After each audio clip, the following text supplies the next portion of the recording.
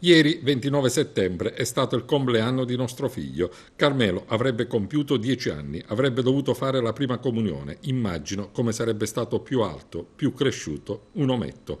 L'anno scorso avevamo invitato i compagnetti, i regali e la torta erano pronti, ma in un attimo è finito tutto e mi chiedo ancora perché. È passato un anno e ancora non riusciamo a farcene una ragione. Non si può morire così per andare a visitare quelle maledette Maccalub, un desiderio che aveva espresso nostro figlio in occasione del suo compleanno. Non avremmo mai immaginato che questo luogo potesse essere così pericoloso.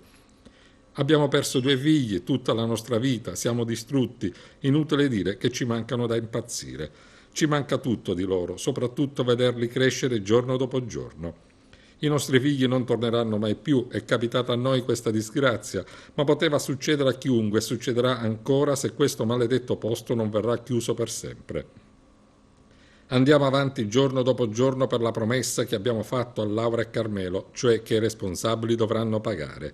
I nostri figli sono stati martiri, sono in paradiso con Gesù, così ci ha detto Papa Francesco. Abbiamo piena fiducia sia nella giustizia divina che in quella terrena, perché i responsabili devono pagare.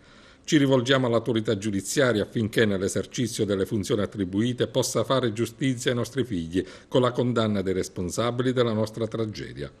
Queste 2 anime innocenti non avevano fatto niente di male per fare questa fine sotto gli occhi impotenti del padre. Chiediamo solo che sia fatta giustizia. Glielo dobbiamo, noi da genitori, ma anche tutto il paese per 2 bambine aragonesi.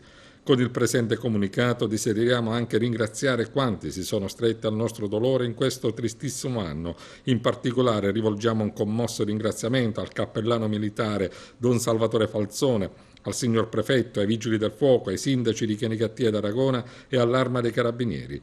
Un ringraziamento particolare va al colonnello Mario Mettifogo e a quanti si sono adoperati per la realizzazione in brevissimo tempo di un'opera a memoria perenne dei nostri figli nel luogo dove si è consumato il dramma.